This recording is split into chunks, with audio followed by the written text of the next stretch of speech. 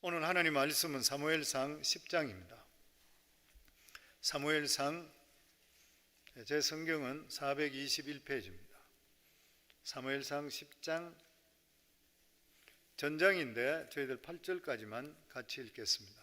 421페이지 10장 1절에서 8절 같이 읽습니다. 이에 사무엘이 기름병을 가져다가 사울의 머리에 붓고 입맞추며 이르되 여호와께서 내게 기름을 부어사 그의 기업의 지도자로 삼지 아니하셨느냐.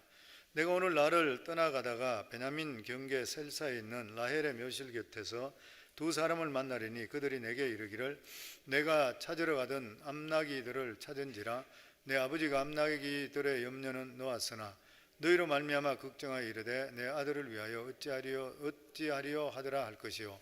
내가 거기서 더 나아가서 다볼 상수리 나무에 이르면 거기서 하나님을 배우려고 베델에 올라가는 세 사람을 만나려니 한 사람은 염소 새끼 셋을 이끌었고 한 사람은 떡 세 덩어리를 가졌고 한 사람은 포도주 한 가죽 부대를 가진 자라.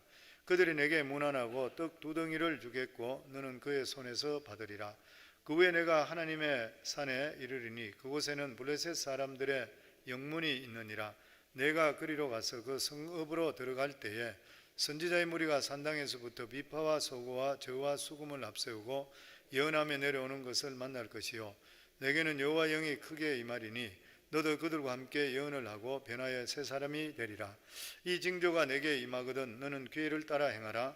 하나님이 너와 함께 하시느니라. 너는 나보다 앞서 길갈로 내려가라. 내가 네게로 내려가서 번제와 화목제를 드리리니 내가 네게 가서 내가 행할 것을 가르칠 때까지 7일 동안 기다리라. 아멘. 하나님 아버지 은혜 감사합니다. 지난 또 3일 동안도 주님 우리들 지켜주신 거 감사하고 오늘 또 3일 예배 하나님께 나와 예배 드립니다. 찬양하며 또 기도하며 또 하나님 말씀 받사오니 오늘 이 시간 주의 성령께서 또한 우리 각자에게 말씀하시고 교훈해 주시는 그런 귀한 시간 될 수 있도록 축복해 주시옵소서. 예수님 이름으로 기도하옵나이다. 아멘. 사자성어 중에 우리 세옹지마라는 말들 다 알고 계시잖아요. 북방에 어느 노인이 있었는데 기르던 말이, 아끼던 말이 도망가 버렸다 그러죠. 도망가 버리니까 사람들이 와서 이렇게 재물에 손실이 많고 이렇게 도망가 버려서 어떡합니까? 그러니까 그 노인이 그것 때문에 업셋 하지 않고 그냥 담담하게 이것이 나에게 오히려 복이 될지 알겠습니까? 이렇게 담담하게 있는 거예요. 근데 얼마 있다가 이 나갔던 말이 야생 말대를 끌고 돌아왔던 것이에요. 그 사람들이 와서 이제 영감님 당신이 이제 부자 되었습니다. 그렇게 이야기하니까 역시 그때도 담담하게 말하기를 이것이 나에게 재앙이 될 줄 알지 알겠습니까? 그러고 그냥 무심하게 지나가는 거예요. 근데 실제로 얼마 있다가 그 아들이 그 중에서 아주 좋은 말을 타고 그 말을 타고 가다가 거기서 떨어져 버리는 바람에 심하게 다치고 그리고 불구자가 되어버렸잖아요. 그 사람들이 있다가 와서 이를 어떻게 하면 좋습니까? 이런 재앙이 어떻게 있습니까? 그렇게 이야기하니까 이분이 또 이제 듣고 나서 이 재앙이 또 복이 될 줄 알겠습니까? 그리고 또 담담히 지나가는 거예요. 근데 실제로 얼마 있지 않아서 오랑캐들이 와서 거기 사는 사람들, 남자들, 건강한 사람들 다 잡아가 버렸는 거예요. 근데 이 아들은 불구자이기 때문에 잡아가지를 않았던 것이에요. 그리고 잡혀갔던 사람들은 대부분이 다가 전쟁터에 죽고 살아남은 사람들도 불구자가 되고 상처를 입고 와서 온 동네가 울고 이러는데 이 집만은 이 아들이 불구자로서 그냥 건강하게 그냥 있었던 것이에요. 그래서 사람들이 그때서 이 노인이 이야기했던 것을 깨닫게 되는 것이에요. 그러니까 일희일비에 너무 흔들리지 않는다는 거예요. 사람 살이가 그렇다는 것이죠. 모든 일이 좋은 일이 있으면 슬픈 일이 있을 수 있고 또 슬픈 일이 있으면 좋은 일이 생길 수가 있는 것이에요. 그러니까 살아가는 삶에는 이러한 일들이 우리에게 뜻밖에 생기는 것이 아니라 항상 생길 수 있는 그런 일인 것이에요. 뭐 성경 이강으로 좀 틀립니다만은 그래서 성경이 우리에게 하시는 말씀이 이 모든 일에 합력의 선을 이루어 주신다. 이게 무슨 말이냐면 어떤 경우가 있다 하더라도 저희들이 살아가는 삶은 항상 긍정적인 시각으로 그것을 바라볼 수가 있어야 되는 것이에요. 세계적인 사회학자인 커밍 워크는 성공 요인에 네 가지가 있다. 그러면 첫째는 머리가 좋아야 되고, 두 번째는 지식이 있어야 되고, 세 번째는 기술이 있어야 되고, 네 번째는 태도가 좋아야 된다. 태도가 좋아야 된다. 근데 이 네 가지 요인 중에 성공의 93%를 차지하는 것이 태도다. 머리나 지식이나 기술보다도 그것은 7%밖에 안 되고 태도가 93%다. 우리 삶 속에 긍정적인 태도를 갖는 것이 너무 중요한 것이에요. 그러니까 우리가 살아갈 때에 잘 돼도 감사, 그리고 못 돼도 감사. 안 믿는 사람은 대책이 없잖아요. 무슨 일에 무조건 그냥 감사하면 안 믿는 사람들은 대책이 없는 거죠. 근데 우리들은 하나님 말씀대로 감사하는 거예요. 그냥. 그러면 우리들은 하나님이 계시기 때문에 하나님께 책임져 주실 줄을 믿습니다. 아멘. 사울은 자기 집에 키우던 암나귀가 도망갔는 거예요. 그래서 암나귀를 찾기 위해서 수십 리 수백 리를 돌아다니는 것이에요. 나귀를 찾기 위해서 온 천지를 돌아다니는 거, 이게 보통 괴로운 일이 아닌 것입니다. 아마 사울이 생각할 때 하나님께서 왜 우리 가정에 이런 어려움을 주실까 이렇게 생각했을 것이에요. 그런데 하나님께서는 이 일을 통해서 사무엘을 만나게 하게 하신 거예요. 하나님께서 이 사울을 첫 번째 왕으로 택하시기 때문에 이 사무엘을 만날 수 있는 길을 암나귀가 도망감을 통해, 그것을 통해 먼 길을 가서, 보통 가는 것 같으면 그 길로 가지 않을 것인데 먼 길로 가서 그래서 사무엘을 만나게 하시는 것이에요. 결과적으로 사무엘을 만남을 통해 이스라엘 왕으로 기름 붓게 되는 것입니다. 사울 집안에서 볼 때는 이 암나귀를 돈의 가치로 보고 돌아다녔지만 하나님께서는 암나귀를 통해 사울을 이스라엘 왕으로 세우고 블레셋으로부터 해방시키는 민족의 지도자로 만들기 위해서인 거예요. 그렇기 때문에 우리의 생각과 하나님의 생각은 차원이 틀립니다. 내 생각으로 하나님을 절대 판단해서 안 되는 것이에요. 그렇기 때문에 우리들은 무조건 기억해야 될 것이 뭐냐면 하나님께 나오면 좋은 일이 생긴다. 아멘. 아모스 5장 4절에도 보면, 제가 오늘 이 장로님께 신방 가서 이 말씀을 드렸어요. 여호와께서 이스라엘 족속에게 이같이 말씀하시기를 너희는 나를 찾으라, 그러면 살리라. 하나님만 찾으면 사는 거예요. 하나님만 찾으면 살 길이 생기는 것이죠. 아멘. 그래서 우리 삶에 예배 중심, 말씀 중심으로 살게 되면 반드시 좋은 일이 납니다. 지금은 금방은 눈에 안 들어더라도 반드시 하나님께서 지진을 일으켜서라도 역사가 나타나게 되어 있다고 하는 것이에요. 그래서 우리 삶에는 항상 그의 나라와 그의 일을 먼저 구하셔야 됩니다. 이것을 믿는 것이 바로 신앙인 것이요. 그래서 항상 무슨 일이든지 간에 신앙이 먼저인 것이요. 예전에 제가 DC 그로서리 하는 성도님을 신방했는데, 이분은 주일날 쉬는데 몸이 피곤해서 교회를 못 나오고 계세요. 이분이 그렇게 이야기하세요. 그로서리 2년 정도 하고 나니까 힘들어 못 하겠대요. 그러면서 하는 말씀이, 이 가게를 빨리 팔면은 교회에 나오겠다 그러더라고요. 빨리 팔면 내가 주일날 교회를 나가겠는데 그러더라고요. 그래서 제가 그 이야기 듣고 나서, 집사님 왜 일을 그렇게 거꾸로 이야기하시냐고. 아니 이 가게가 6개월 후에 팔릴지 1년 후에 팔릴지 언제 팔릴지 모르지 않냐고. 집사님이 하실 일은 먼저 하나님께 나와서 기도하고 예배 드리면서, 하나님 나 힘들어 못 살겠어요, 이 가게 좀 팔아주세요. 이게 정상인 것이지, 아니 집에 그냥 들어앉아 있으면서 가게 팔리면 집에 교회 가겠습니다, 이런 그게 어디냐. 하나님 어떻게 미신적으로 그런 믿겠냐고. 제가 그렇게 이야기를 드린 적이 있어요. 그렇잖아요. 어려운 일이 생기면 하나님 나 이 어려운 일 좀 해방되게 해주세요, 나 좀 편안하게 예배드리게 해주세요. 그렇게 이야기해야 되잖아요. 그렇게 기도해야 되고. 전에도 이야기 우리 드렸듯이 이제 몇 번 이야기 드렸지만, 우리 지금은 소천하신 김교덕 집사님 그 가정에도 마찬가지. 자파성 DC 자파성 할 때에 주일날 오라 그러니까 토요일날 매상이 주일 매상이 제일 좋은데, 그다음 그 주일날은 또 더더욱이나 마더스데이는 1년에 최고 매상인데, 그런데 토요일날 매상이 주일 매상이 올라가면 주일날 확실히 하나님 살아계신다고 믿고 주일날 오겠다 그래요. 근데 토요일날 오후 3시까지 손님이 더 안 와버렸다는 거죠. 손님이 더 안 와버리니까 우리 김혜선 지금 권사님이죠. 우리 김교덕 집사님이고 부인이 있다가 이거 다 틀렸다. 내일 교회 가기 틀렸다. 그 말 딱 떨어주니까 김교덕 집사님이 그 남자다워요. 그래도 나는 장사 안 돼도 내일 교회 간다고 그러더래요. 이런 남자가 많아야 되는데. 근데 그 이야기 딱 떨어지는 순간부터 손님이 몰려오기 시작하는데 지금까지 매상이 2배 이상이 올라 버렸대요. 그래서 그분이 그때 결단해버리고 주일성 문 닫아버렸잖아요. 그래서 그걸 보면서 느끼는 게 뭐냐면은 매상이 오르면 교회 가지 이거 아닌 거예요. 우리 믿음은 항상 매상하고 상관없이 믿음으로 결단을 하게 되면 하나님 역사하셔요. 아멘. 그래서 우리 성도님 살아갈 때도 그렇습니다. 항상 할 때에 하나님 이거 해주시면 나 하겠습니다. 그건 믿음 없는 사람이 하는 것이에요. 하나님 말씀했으니까 하나님 나 이거 상관없습니다. 문 닫아도 좋습니다. 하겠습니다. 그러면은 문 닫게 하는 것이 아니라 문을 몇 개나 더 열게 만들어 주셔요. 하나님은. 아멘.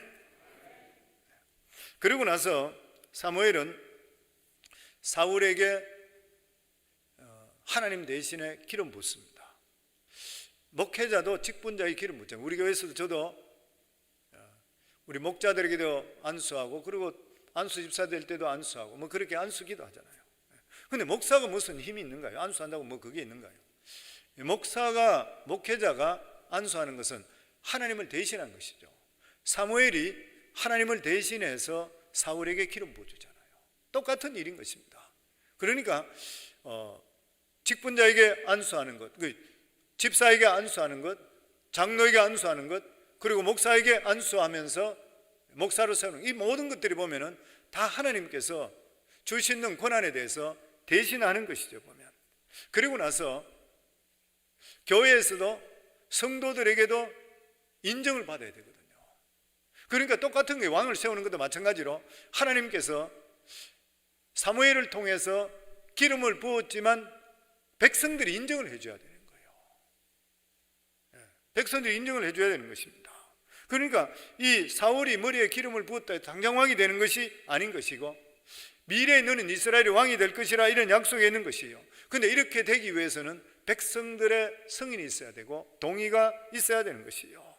그런데 보통 보면은 성경에 보면은 누구를 세울 때 보면 백성들이 그냥 환호하든지 박수치면서 그냥 세워버려요. 성경에 계속 보면 그래요. 그런데 하나님께 사울에게 이렇게 기름 부어서 왕으로 약속하신 이유가 어디 있냐 하면은 우선 왕을 세우는 자가 백성이 아니라 하나님이시라 그걸 가르쳐 주시는 것이에요.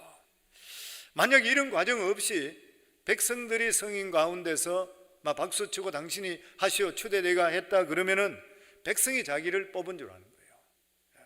그런데 사울은 사무엘에게 기름 부는 것을 과정을 통해서 하나님께서 왕으로 세운다 이것을 알게 하는 거예요. 그러니까 이스라엘을 다스리는 것은 하나님이 다스린다. 너는 나를 대리한다. 이걸 가르쳐 주는 거예요. 그게 첫 번째입니다. 두 번째가 뭐냐면은 기름 부어 주신 이유가 마음에 준비하라는 것이에요. 무슨 마음에 준비하는 것이에요? 너는 왕으로 세움을 통해서 이스라엘 백성들을 하나님 말씀으로 다스려야 된다. 말씀으로 너는 헌신해야 된다. 왜냐하면 이스라엘 백성은 종살이하던 애굽에 종살이하던 이스라엘 백성들을 하나님께서 하나님 백성 삼아 주시면서 그들을 선택해 주시는 거예요. 그 선민으로 뽑아 주셨습니다. 그러니까 그러면서 이 이스라엘 백성들은 하나님 말씀대로 살면 복을 받고 안 받으면 저주를 받는 것이에요. 하나님의 백성이니까. 이 민족의 왕이 된다는 것은 하나님께 자기에게 주셨던 이러한 사명을 가지고 이스라엘 백성을 믿음으로 이끌 수가 있어야 되는 것이에요. 왕이 말씀으로 충만하면 백성들도 말씀으로 살려고 노력하게 되어 있습니다. 이스라엘의 역사가 증명하는 것이에요. 왕이 신앙 안에 바로 서 있으면 이스라엘 전체가 신앙 안에 바로 섭니다. 왕이 신앙으로 바로 서지 못하고 우상을 섬기게 되면 백성들이 다 따라가는 거예요. 오늘날 현대도 똑같잖아요. 보면 사람들이 보면은 지도자를 추종합니다. 저는 지금도 선명히 기억하는 것이 옛날 오바마 정권 때에 뭐 흑인이 됐고 해서 얼마나 자랑스럽고 좋았어요. 근데 마지막 두 텀 때 가서 동성애를 해방시켜 버렸잖아요. 그걸 가지고 해방인가 그걸 가지고 대법원에서 통과되어 버렸잖아요. 그걸 주도적으로 해버렸던 것이에요. 그 바람에 잠잠했던 동성애가 원래 하나님이 가장 싫어하는 거예요. 그 자기는 그런 이야기했어요. 성경을 아무리 봐도 동성애를 미워하라는 말이 없더라 그러면서 했다 그런 것 같아요. 하나님께 성경에 보면은 동성애는 죽이라 그랬잖아요. 남색하는 자는 죽이라 되어 있는 것이에요. 그렇게 해석을 해버렸던 것이에요. 그 바람에 다 일어나. 그래서 어느 지도자든지 사람들은 지도자를 추종하게 되기 때문에 그때부터 각 회사들마다 동성애를 오픈하기 시작하는 거예요.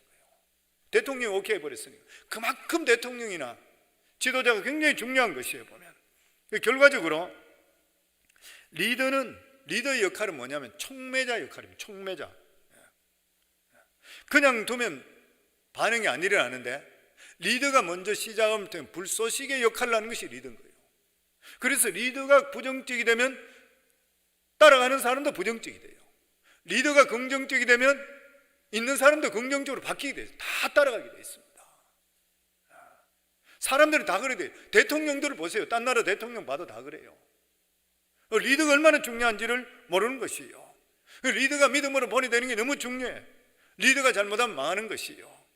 유다가 망한 것이 뭐냐면은 히스기야 왕의 아들 므낫세 아들 잘못 교육시켜서 므낫세 왕 때문이라고 성경에 기록되어 있습니다. 예레미야 15장 4절에 보면 유다 왕 히스기야 아들 므낫세가 예루살렘에 행한 것으로 말미암아 내가 그들을 세계 여러 민족 가운데 흩으리라. 포로로 다 잡히고 흩어버렸어요. 므낫세 때에 이사야 선지자도 톱으로 켜서 죽이고 다 했잖아요. 그리고는 몰록 신을 섬겨서 자기 자식까지 불로 태워 죽이고 온갖 나쁜 짓은 다 했거든요. 우상신. 그 정치를 닮은 거 아니에요. 밥 먹고 사는데 아무 이상 없어. 근데 영적으로 완전 타락시켜 버렸어요. 우리가 알아야 될 것이 뭐냐면은 이 세상에 눈에 보이는 게 전부 다가 아니라 눈에 보이지 않는 영적인 세계가 있는 거예요. 항상 살아갈 때 이 모든 것들이 하나님께서 보실 때 맞느냐, 그걸 봐야 돼요. 늘 말씀드리듯이 이스라엘이 망했는 것이 못 살아가 망한 거 아니거든요. 영적으로 타락했기 때문에 망한 것이지 백성들은 배부르고 잘 살았어요. 근데 리더들이 우상을 섬기는 바람에 백성들이 하나님을 저버리고 우상을 섬겨버렸던 것이에요. 백성이 무슨 죄가 있습니까? 리더가 우상을 섬기니까 따라가다가 망해버렸던 것이에요.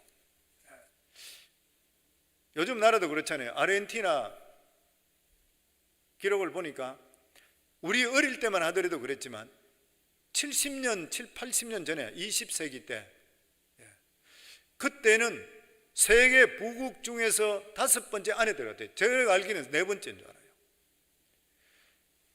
유럽 쪽에 부자들이고 이런 사람, 어마어마한 사람이 그쪽으로 많이 갔고 너무너무 살기 좋았던 것이에요. 그런데 이 나라에서 한국에 파병까지 했던 것이잖아요. 파병까지. 근데 이 나라가 언제부터 망하기 시작했냐면 후한 페론 대통령. 페론 대통령, 독재자로 있으면 페론 대통령 때부터 포퓰리즘 정책을 썼습니다. 임금을 급속도로 올려주고 그러고 나서 무상복지 확대를 해버렸어요. 그러고 나서 정치를 아주 잘해서 수입이 많아지면 괜찮은데 그게 안 돼버리니까 나라가 찌그러지기 시작했는 것이에요. 그런데 성도님들, 무상복지가 무서운 이유가 뭐냐면은 돈이 들어오기 시작하면 국민들이 그것을 절대 못 벗어난답니다. 돈 준다 하는데 돈 싫을 사람 누가 있어요? 나라는 빚을 내든 말든 내 주머니에 돈 들어오는 것 같으면 다 그 사람 찍어버린대요. 베네수엘라가 그랬잖아요. 지금 베네수엘라는 사람들이 그게 석유 부국이고 그 남미에서 제일 부국이었습니다. 베네수엘라가. 근데 석유값이 떨어져 버리니까 망해버리는 것이에요. 지금은 근데다가 무상으로 주가 경제는 상태는 생각하는 너무 많이 흩어버렸던 거예요. 근데 수입은 떨어져 버렸죠. 그러니까 지금 살지를 못해서 사람들이 쓰레기를 줍고 있어요. 제가 신문에 보고 인터넷 찾아보고 쓰레기를 줍고 있고 아이들이 학교 갔다가 굶어가지고 기절하는 애들이 쓰러지고 400만 명 이상이 나라를 도망쳐 딴 나라로 가버리고 리더 하나 잘못 써서 그런 거예요. 리더가 얼마나 중요한 일인지 모르는 것이에요. 보면 가정에서 아버지가 잘못 쓰면 풍지박산 나잖아요. 교회도 목사가 잘못 쓰면 교회가 풍지박산 나잖아요. 나라도 대통령이 잘못 쓰면 풍기박성나요. 얼마나 어려운 일인지 모르는 것이 역사적으로 우리에게 이야기해주고 있는 그런 것입니다. 이제 사울이 기름 부음을 받은 것은 이제 하나님의 사람이 되었는 것이고 하나님 손에 붙들린 사람이 되었다는 그런 뜻이에요. 그리고 2절에서 6절까지는 하나님께서 택했다는 것을 징조를 보여주셔요. 그러니까 사무엘이 사울에게 기름 붓는 거, 안수하는 거예요. 너는 이제 왕이 된다. 그러면서 앞으로 이러이러한 일이 생길 것이다. 이러면서 내가 기름 부은 데 대해서 확신할 것이다. 그렇게 이야기합니다. 2절에 6절에서 쭉 나오는데 세 가지 나오는데 첫 번째가 뭐냐면 라헬의 묘실에서 만나게 될 두 사람이 암나기를 찾았다는 이야기를 너에게 해줄 것이라. 우리 2절 같이 한번 읽습니다. 내가 오늘 나를 떠나가다가 베냐민 경계 셀사에 있는 라헬의 묘실 곁에서 두 사람을 만나리니 그들이 내게 이르기를 내가 찾으러 갔던 암나기들을 찾은지라. 내 아버지가 암나기들의 염려는 놓았으나 너희로 말미암아 걱정하여 이르되 내 아들을 위하여 어찌하리요 하더라 할 것이요. 그리고 두 번째가 뭐냐면 다볼산 수리 근처에 가서 베델로 올라가는 세 사람이 염소 새끼 세 마리와 떡 세 덩이와 포도주 한 부대를 가졌는데 그 중에 떡 두 개를 너한테 줄 것이라. 사무엘이 예언을 해주는 거죠. 3절 4절입니다. 내가 거기서 더 나아가서 다볼 상수리 나무에 이르면 거기서 하나님을 배우려고 베델로 올라가는 세 사람을 만나리니 한 사람은 염소 새끼 셋을 이끌었고 한 사람은 떡 세 덩이를 가졌고 한 사람은 포도주 한 고죽 부대를 가진지라. 그들이 내게 문안하고 떡 두 덩이를 주겠고 너는 그의 손에 받으리라. 그리고 세 번째가 뭐냐면 블레셋 영문에 만나는 선지자의 무리가 비파와 소고를 연주하러 오다가 그들을 만날 때 사울도 성령의 감동을 받아서 예언하고 새 사람이 된다, 그 말입니다. 이 5절에 6절 말씀입니다. 그 후에 내가 하나님의 산에 이르리니 그곳에는 블레셋 사람들의 영문이 있느니라. 내가 그리로 가서 그 성읍에 들어갈 때에 선지자의 무리가 산당에서부터 비파와 소고와 저와 수금을 앞세우고 예언하며 내려오는 것을 만날 것이요 내게는 여호와 영이 크게 임하리니 너도 그들과 함께 예언을 하고 변하여 새 사람이 되리라. 점진적으로 확신을 주는 거예요. 하나님의 은혜는 작은 데부터 항상 시작되게 되어 있는 것입니다. 만약에 사울이 그냥 사무엘이 암나기를 찾아서 너 걱정하지 마 가라 이러면은 모르잖아요. 확실한 거지. 근데 사람이 와서 똑같이 이야기해 주는 거예요. 확신을 주는 것이죠. 아무리 하나님 말씀을 우리가 믿고 안심하라 그래 하더라도 그 걱정거리가 해결되기 전까지는 안심할 사람 누가 있겠습니까? 너 이 문제가 하나님 말씀을 듣는데 내 문제가 해결되는구나 됐구나 생각하는데 실제로 되기 전까지는 내 마음속에 계속 불안이 있는 것이에요. 그런데 실제적으로 그것을 통해 계속적으로 말씀해 주시고 또 실제로 그 문제가 해결될 때 진짜 하나님 하셨다는 것을 깨닫게 되는 것이에요. 보면. 그리고 전혀 생각지도 못했는 하나님 은혜 속에 떡덩이까지 자기 공짜로 받게 되는 것이죠. 보면. 그리고 나서 중요한 체험이 뭐냐면은 성령의 직접적인 감동이 임하게 됩니다. 이 사울에게 직접적으로 임함을 통해 새 사람이 되는 것이에요. 그러니까 성령이 그에게 감동을 시켰던 것이에요. 하나님께서 이렇게 체험하는 이유가 뭐냐면은 하나님 말씀은 그대로 이루어진다는 것을 깨닫게 하기 위해서. 하나님 말씀은 우연히 막연히 이루어지는 것이 아니라 100% 구체적으로 이루어집니다. 하나님 말씀은 구체적이고 정확하게 이루어지게 되어 있는 것이요. 그래서 우리 삶 속에서 하나님 말씀을 한번 체험하게 되면은 상황이 어렵더라도 두려워하지 않게 돼요. 그러면 7절 말씀에 보면 이 징조가 내게 임하거든 너는 기회를 따라 행하라 하나님이 너와 함께 하시느니라. 이런 징조가 너한테 지금 갈 때 이런 일이 있을 것이다. 이런 일이 있게 되면은 이 말씀이 성취되면 믿음으로 너는 담대하게 되라. 왜냐하면 이 말씀이 이루어진 걸 네가 받지를 않는 것인가. 그런데 하나님 백성 가운데서도 이러한 성령의 능력을 믿지 않는 그러한 자들이 있었습니다. 왜냐하면 사울이 선지자들 무리와 함께 예언하는 것을 보고 사울을 조롱하는 사람이 있었습니다. 그것이 10절에서 12절입니다. 같이 읽습니다. 그들이 산에 이를 때에 선지자의 무리가 그를 영접하고 하나님의 영이 사울에게 크게 임함으로 그가 그들 중에 예언을 하니 전에 사울을 알던 모든 사람들이 사울이 선지자들과 함께 예언함을 보고 서로 이르되 기스의 아들에게 무슨 일이 일어났느냐 사울도 선지자들 중에 있느냐 하고 그곳 어떤 사람은 말하여 이르되 그들의 아버지가 누구냐 한지라 그러므로 속담이 되어 이르되 사울도 선지자들 중에 있느니라 하더라. 무슨 말이냐면은 하나님의 은혜를 체험하지 못한 사람들은 하나님의 은혜를 받은 사람을 이해를 하지를 못하는 것이에요. 하나님의 은혜를 체험하게 될 때는 기질이 바뀌게 됐습니다. 말을 못하던 사람이 말을 유창하게 되고 세상적으로 부끄러워하던 사람이 담대해지게 되고 성령 받으면 그래 되는 것이요. 아마 사울은 굉장히 내성적이었던 그런 사람이고 사람들 앞에 잘 나서지 않는 그런 성격이었을 것이라 성경을 보면 그렇게 생각되는 것이요.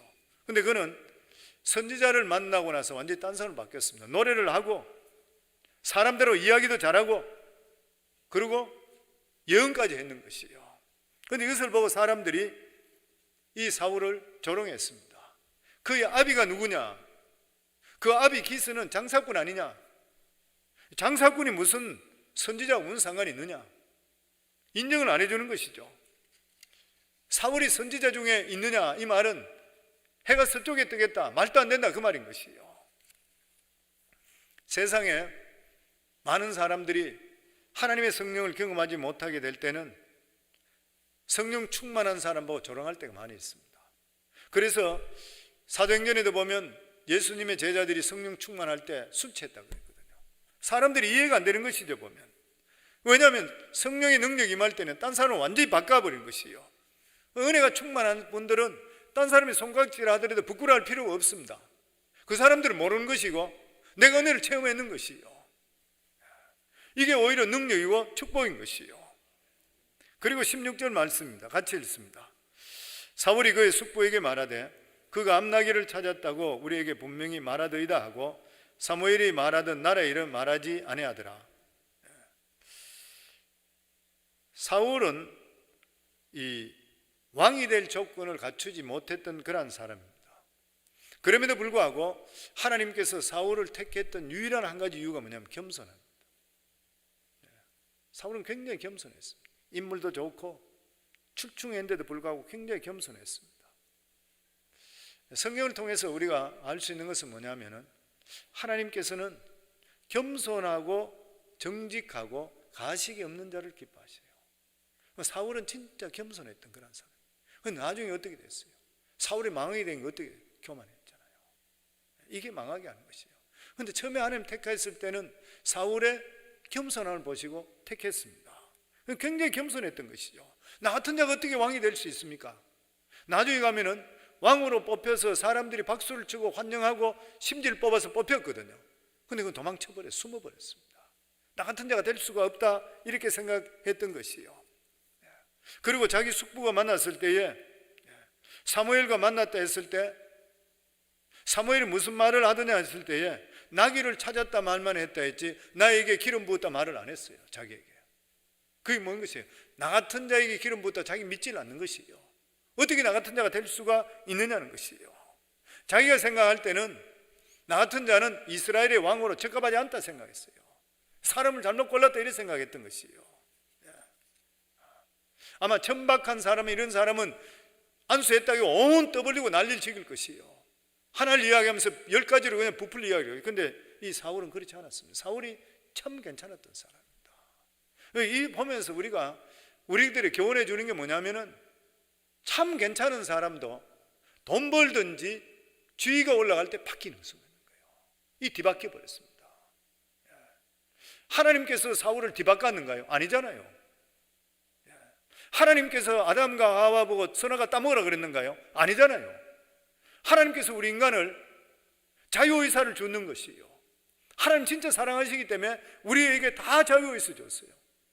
그러니까 우리 삶 속에서 하나님을 섬길 것인가 안 섬길 것인가 그 우리 자유의사예요. 내가 교만하게 살 것인가 겸손하게 살 것인가 내 자유의사인 것이에요. 내 자신의 의지를 가지고 내가 겸손하고 하나님을 더욱더 섬기게 될 때 하나님께서 그 사람을 진짜 기뻐하시는 거예요. 많은 사람이 바뀌는 것이에요. 근데 사울을 처음에 하나님 택했을 때 우리가 생각할 때 왜 사울 같은 사람을 택했냐고 하는지 모르지만, 사울은 이스라엘 사람 중에서 가장 작은 지파에서, 가장 연약한 지파에서 가장 겸손하고 그리고 뛰어난 사람이었습니다. 하나님 그렇게 택했던 것이요. 그랬을 때에 사무엘이 사울의 기름 붓고 나서 미스바에 이스라엘 백성들을 전부 모으게 했습니다. 왜냐하면 미스바는 이스라엘 백성들이 거기서 모여서 철저하게 회개함을 통해 큰 부흥의 역사가 있었잖아요. 그 뜻이 있는 그러한 장소인 것이에요. 그래서 그 호소를 불렀습니다. 왜냐하면 이스라엘에 다시 한번 부흥의 역사가 임해야 되는 것이에요. 하나님께서는 은혜를 한 번 주시고 중단하는 그런 분이 아닌 것이에요. 우리 삶 속에 마음의 겸손한 마음을 가지고 그릇만 준비되어 있다 그러면 하나님의 성령의 은혜가 부어주시게 되어 있습니다. 보면 사무엘은 이스라엘 백성들이 하나님 앞에서 가장 겸손하게 회개하고 가난한 마음을 가지고 있던 미스바에 모여서 왕을 요구한 것이 너희가 얼마나 잘못이라는 것을 하나하나 지적하기 시작합니다. 18절에 19절 말씀입니다. 이스라엘 자손에게 이르되 이스라엘 하나님 여호와께서 이같이 말씀하시기를 내가 이스라엘을 애굽에서 인도하여 내고 너희를 애굽인의 손과 너희를 압제하는 모든 나라의 손에서 건져내었느니라 하셨거늘 너희는 너희를 모든 재난과 고통 중에서 친히 구원하여 내신 너희의 하나님을 오늘 버리고 이르기를 우리 위에 왕을 세우라 하는도다. 그런즉 이제 너희의 지파대로 1000명씩 여호와 앞에 나오라 하고, 하나님은 이스라엘의 왕이기 때문에 이스라엘은 왕이 필요 없는 것이에요. 왜냐하면 지금까지 하나님께서 인도하시고 지도해 주시기 때문인 것입니다. 그런데 이스라엘 백성들이 왕이 없으니까 불안하다 해서 하나님께 구했을 때에 하나님께서는 이것은 하나님을 버리는 것이라 이렇게 사무엘을 통해 말씀했습니다. 그리고 나서 제비를 뽑아서 각 지파마다 1000명씩 나오도록 했죠. 여기 보면 각 지파대로 1000명씩 여호와 앞에 나오게 하고, 그 1000명씩 나오게 하고 거기서 제비를 뽑기 시작하는 거예요. 그러니까 성령 강림 이전까지는 모든 결정이 제비 뽑습니다. 성령 강림 이후부터는 성령의 인도하심을 받게 되죠. 성령의 음성이 들리고 기도함을 통해 성령께 표시를 보여주시고 따라가는 것이죠. 그전에는 제비를 뽑았잖아요. 전체다가 예수님의 12제자 가룟유다 대신에 맏대아를 뽑을 때도 역시 마찬가지로 제비 뽑았잖아요. 그때가 다 제비 뽑았던 거예요. 그리고 우림과 둠빔 제사장이 가지고 있는 그 돌, 검은 돌, 흰 돌, 그 중에서도 합니까 하지 않습니까 할 때 합니다 할 때는 흰 돌, 안 한 거 할 때는 검은 돌, 이것도 손잡고 나서 제비 뽑았던 거예요. 똑같은 일이었던 거예요. 그래서 이때 제비를 뽑았던 것이에요. 그런데 1000명씩을 해서 제비 뽑아가 계속 각 지파대로 오다가 보니까 마지막에 베냐민 지파가 뽑히는 거예요. 베냐민 지파 중에서 계속 뽑다가 나중에 왔는 기스집. 그래서 20절, 21절 보면 사무엘이 이스라엘 모든 지파를 가까이 오게 하였더니 베냐민 지파가 뽑혔고 12지파 중에 베냐민 지파가 뽑혔는 거예요. 베냐민 지파들 그들 가족별로 가까이 오게 하였더니 마드리의 가족이 뽑혔고 그 중에서 기스의 아들 사울을 뽑혔으나 그를 찾아도 찾지 못한지라. 그러니까 하나님께서 사무엘을 통해서 기름 붓게 해서 이 사울에게 기름 부었는데 백성들은 왕이 누가 될지 모르는 것이에요 보면. 그런데 하나님께서 각 지파대로 1000명씩 오라 해서 제비 뽑고 뽑다 보면 마지막 사람 뽑힌 사람이 사울이 뽑혔는 거예요. 이 뽑는 것은 사람이지만 결정은 하나님이 하시는 거예요. 그래서 잠언 16장 33절에 보면 제비는 사람이 뽑으나 모든 일을 작정하시는 분은 여호와께 있느니라. 하나님 복을 주셔야 돼. 그러니까요. 딴 말 할 필요가 없는 거예요. 성령 우리 살아보면 그렇잖아요.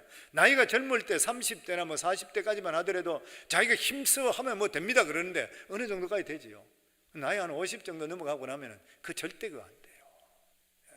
그리고 사람들 보면은 왕년에 한번 잘 안 살아본 사람 누가 있습니까? 다 잘 살아봤어요. 한때 다 잘 나간 사람 다 있어요. 이야기 들어보면 옛날 이야기 한번 내놓기 시작하면 한때 그러면 밤새잖아요 보면. 다 있어요 보면은. 근데 지금이 어떠냐? 예전에 우리 성도님 한 분 중에서도 그런 목사님 제가 회사에 주식을 600만 불까지 있었습니다. 그러게 집사님 옛날 이야기하면 지금 얼마 있어요? 그게 없어요. 그 옛날 그러니까 살아가는 모든 삶에 하나님께서 복을 안 주시면 지키지 못해요. 하나님께서 그 복을 지켜주셔야지 그게 진짜 무한하게 오는 것이, 그렇지 않으면 인간이 하는 건 어떻게 될지 모르는 것이에요. 결정은 하나님이 해주신다. 아멘. 그렇기 때문에 우리는 끊임없이 하나님께 매달리고 하나님을 의지하는 삶을 살아야 돼요. 그래야지 손끝으로 버는 것도 장구하게 복을 받게 되어 있는 것이에요. 그리고 투표할 때 교회에서 투표하든지 어디 투표하시더라도 기도하시지 인간적인 방법 쓰지 않는 게 좋습니다. 저는 평신도 생활하면서 목사님 자꾸 바뀌고 이런 것들 제가 봐서 한 교회를 제가 오랫동안 섬겼지만 이상한 거 많이 봤어요. 평집사로 있다가 안수집사 되고 집사장까지 되고, 제가 40살인가 41살에 집사장 됐나 그래 됐지요. 그런데 온갖 거 제가 다 봤어요. 어떤 때는 보니까 저는 교회에서 교회 그런 걸 잘 모르고 했는데 투표할 때 되니까, 사무총회 한다고 할 때 되니까 막 교회가 작은 목사파 아닌파 막 이런 게 되고, 나중에 막 그게 참 사람들 마음이 갈라지기 시작하니까 목회자 잘못 들어오니까 엉망이 되더라고요. 제가 얼마 봤거든요. 그런데 사무총회 할 때 이래 되니까 생전 안 보던 사람들이 몰려오기 시작하더라고요. 아이고, 우리 교회가 붕어인갑다 이렇게 생각했어요. 그런데 그게 아니고 투표한다고 해서 온갖 사람, 등록되어 있는 사람, 교회 안 나오는 사람과 전화 다 이거 다 불러드리는 거예요. 자기 편. 사람들이 믿는 사람이라 하더라도 어떤 일에 처해지게 될 때는 눈이 돌아버리는 것 같아요. 그래서 성도님들, 우리 성도님들은 앞으로 신앙생활 할 때 무슨 일이 있다 하더라도 안 나오는 사람 끌고 나오고 이러지 마시고 그냥 자기 기도하고 투표하시면 돼요. 근데 이야기 드렸듯이 정작 왕으로 뽑았는 사울은 찾을 수가 없었습니다. 나중에 하나님께 물어보니까 진보다리 속에 숨어 있다, 그렇게 말씀했습니다. 22절에 23절입니다. 그러므로 그들이 또 여호와께 묻되 그 사람이 여기 왔나이까? 자기들 침지 뽑고 난 사람이 없으니 여기 왔나이까 하니까 여호와께서 대답하시되 그가 진보다리들 사이에 숨었느니라 하셨더라. 그들이 달려가서 거기서 그를 데려오매 그가 백성들 중에 서니 다른 사람보다 어깨 위만큼 컸더라. 사람이 아주 훤칠했던 사람, 인물도 좋고 아주 훤칠했던 사람. 사울은 진짜 겸손한 사람. 이렇게 사울이 왕으로 택함을 받게 되자 대부분의 사람들이 다 환영했습니다. 24절 말씀에 사무엘이 모든 백성에게 이르되 너희는 여호와께서 택하신 자를 보느냐?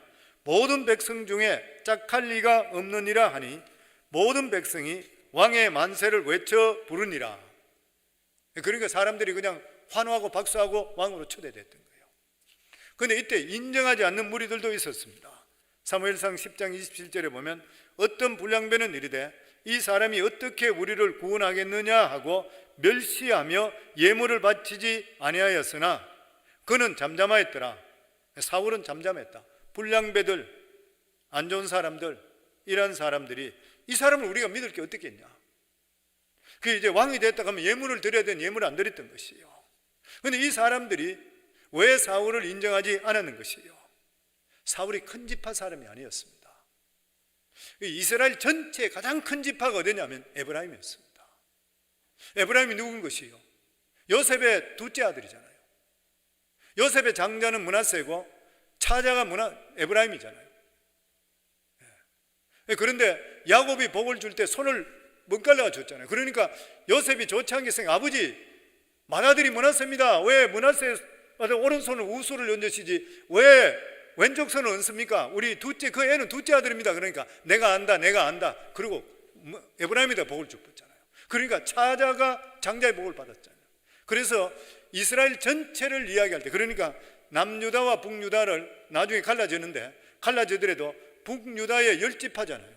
남유다는 유다와 베냐민 지파만 남고 나중에 나라가 갈라질 때, 그리고 이스라엘을 그러죠. 북쪽 이스라엘, 북쪽 이스라엘 10지파를 이야기하죠. 그 북이스라엘이 남유다보다는 5배가 더 컸습니다. 땅이. 남유다는 아주 적은 땅이에요. 그 10지파가 있는데 이 10지파를 대표하는 지파이 에브라임이라. 그래서 성경에 보면은 이스라엘을 지칭할 때 성경에 에브라임아 에브라임이 이렇게 많이 불러요. 그러니까 여기 있는 사람들이 볼 때에 적어도 왕이 나온다 그러면 에브라임 다음에 유다 지파인데, 그 에브라임 지파에서 나오든지 유다 지파에서 나와야 되는데 다 죽어버리고 600명밖에 되지 않았던 그 적은 지파가 이 적은 지파에서 가장 연약한 집에서 왕을 세운다 그러니까 반대하는 것이에요. 보면 자기들이 볼 때 늠름하고 왕 같고 막 대단하고 이런 것 모르겠지만 농사짓기 딱 마땅한 사람이에요. 보면 인정을 안 했던 것이에요. 보면. 그런데 사울은 이런 일에 대해서 감정적으로 대하지를 잠잠했다 그랬습니다. 감정적으로 대하지를 않았던 것이에요. 그는 일일이 사람들과 부딪히지를 않았던 것입니다. 사울은 이러한 시험들을 진짜 잘 통과했던 사람이에요. 참 귀한 사람입니다. 그런데 사울이 왕을 몇 년 했어요? 40년 동안 했습니다. 근데 나중에 가서 권력이 생기니까 교만해지기 때문에 결국은 실패해버려요. 자기 집안 식구 다 망해버렸잖아요. 자식까지 다 망해버렸습니다. 사울은 처음에는 좋았지만 나중에 좋지 않았어요. 끝이 좋지 않았는 거예요. 그 우리가 기도하는 게 그 기도 꼭 빠지지 말아야 돼요. 하나님 처음보다 나중에 저 좋게 하소서. 항상 그 기도 하셔야 돼요. 저는 그 기도 절대 안 빠졌습니다. 하나님 제가 목회한 처음보다 나중에 더 좋게 하소서. 은퇴할 때 더 좋게 하소서. 항상 그 기도예요.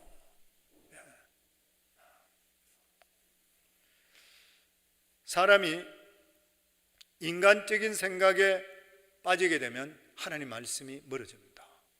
하나님 말씀이 멀어지게 되면 교만해지기 시작합니다. 내가 하는 자기 말이 나오기 시작해요. 하나님과 가까워지면 가까워질수록 나는 없어지기 시작해요. 그런데 하나님과 멀어지게 되면 자꾸만 자기 이야기하기 시작해요. 간정도 그렇잖아요. 간정하는 것도 자꾸 하다가 간정하는데 이게 하나의 습관이 되어버리면 내가 이야기가 많이 나와. 그거 하나님의 영광 가리거든요. 그런 경우가 생길 수가 있는 건 진짜 목회자도 마찬가지고 항상 두렵고 떨리는 것이죠. 잠언 18장에 보면 사람의 마음의 교만은 멸망의 선봉이에요. 틀림없는 말씀이죠. 교만은 멸망의 선봉. 교만하면 망한다. 겸손은 존귀의 앞잡이라. 자기도 모르는 사이에 교만해집니다. 두려운 일인 것이죠.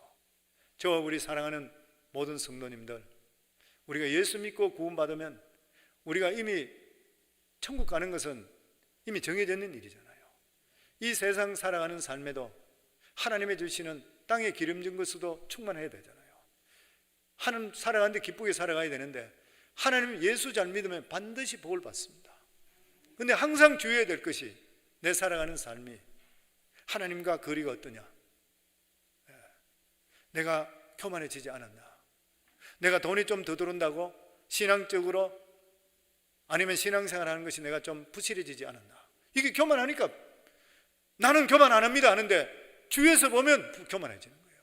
다 그런 것이잖아요.